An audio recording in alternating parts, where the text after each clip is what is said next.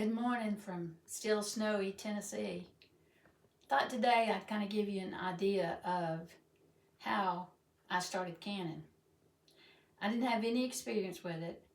I could go through all the mistakes that I made, the jars that I busted, the things that I tried, like on an outside butane cooker, and that turned out terrible. I made rice several times. Sometimes it was good, sometimes it wasn't good. I learned to go to YouTube videos and actually didn't really have anybody around me teaching me how or having given me any experience. And here I was in the latter part of my time on planet Earth, and I just wanted to learn how to can. I wanted to, if I was able to get some fresh butter beans somewhere, or some purple whole peas, or some greens, or some tomatoes, and not have any added stuff to them like you find at the cans in the grocery store. I just wanted the pure stuff, and I had time to do it. I'm retired, and so what I'm going to cut to the chase in is what worked for me and what's working for me now. So I went through one canner before this one. I had an electric stove, and there's all kind of information out there and videos about canning with a pressure cooker on an electric stove. Sometimes it works, sometimes it doesn't work. I inherited this electric stove when we bought this house several years ago. So my directions from the manufacturer said, don't do it.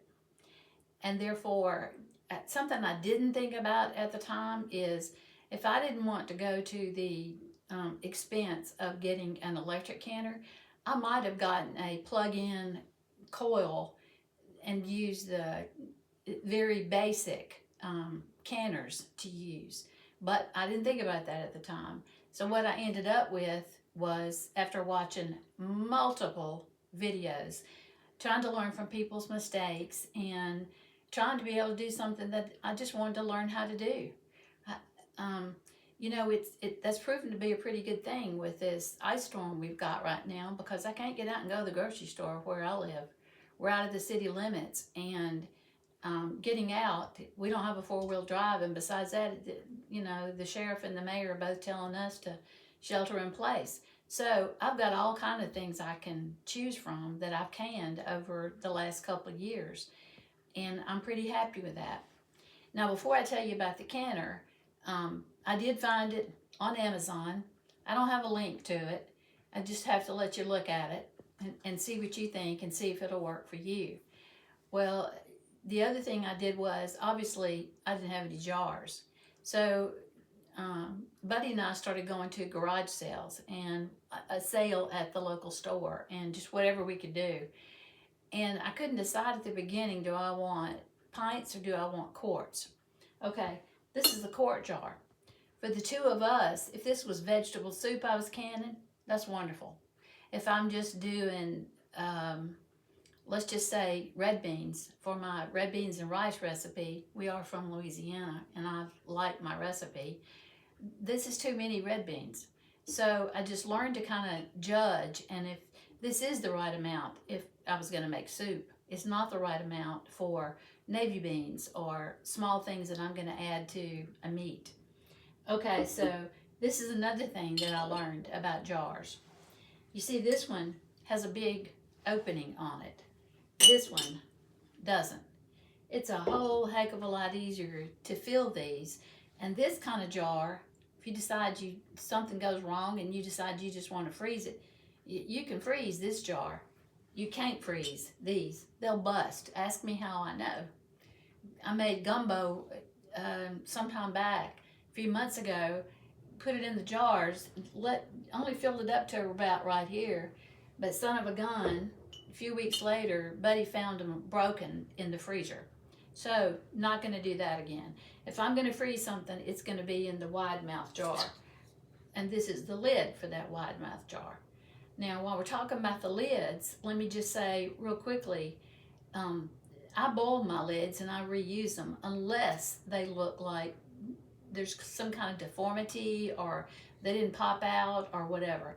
And I've gotten to where I label on front of the jar, as opposed to on top of the jar, because I stack on top of each other sometimes with, you know, another piece of cardboard or something on top of it. So here we are. This is what I can the most. Here's a couple little tools that I love. You can't can without one of these little doolollies to pick up your jar because it's too hot for you to touch. Another thing that's worked out pretty good for me is this little deal right here. If I got boiling water on my lids, this little thing picks it up. It's helpful. This goes in any kind of jar that I want to, and so I can prevent getting the outside of the jar with food on it. I use this all the time. Now here's this canner. You see it's saying pressure can. I have other options on there, but pressure can is all I do.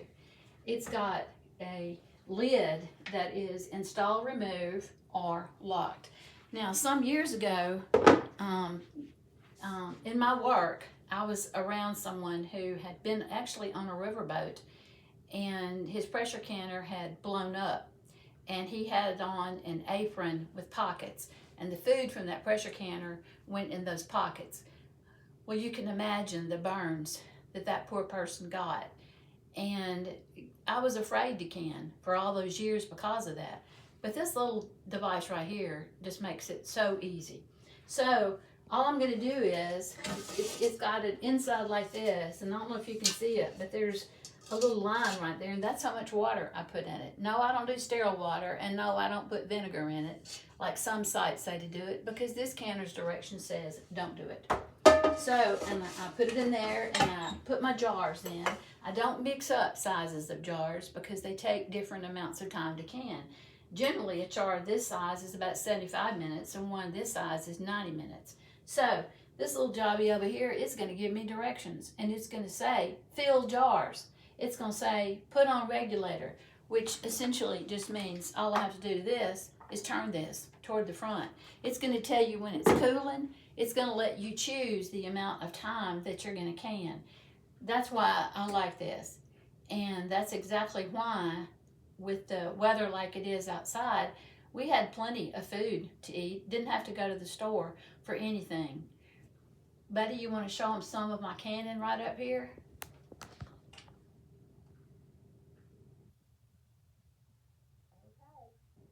Well, that's about it. Thanks for looking at what we're trying to do to help others with. When you live 7 centuries, you've seen some stuff. And we're just trying to share that with some folks who may or may not want to know. If you like this content, would you please like it and encourage us a little bit? And of course, subscriptions, we don't have enough videos yet to talk to anybody about subscriptions, but we'd like to do this for a while and just be able to share some things that mostly that we learned the hard way, to be honest. Anyway, that's it. Be blessed. Hope you have a wonderful day. Bye.